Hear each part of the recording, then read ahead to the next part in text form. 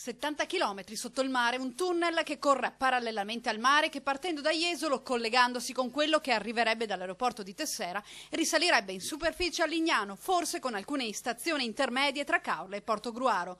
Fantascienza o possibile futuro? È una proposta di un privato che lo fa per conto di una ditta.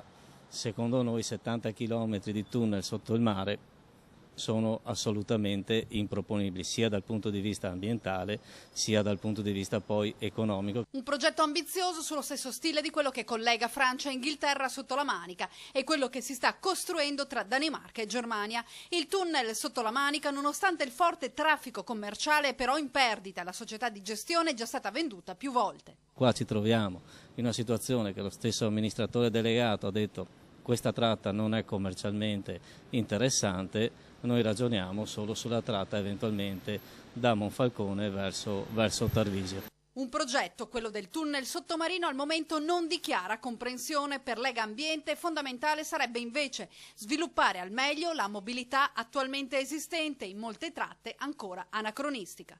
Noi riteniamo che il Veneto ha un problema di infrastrutture ferroviarie e che come tale debbano essere risolte, ma riteniamo che questo debba partire dal completamento del sistema ferroviario metropolitano regionale, che è fermo.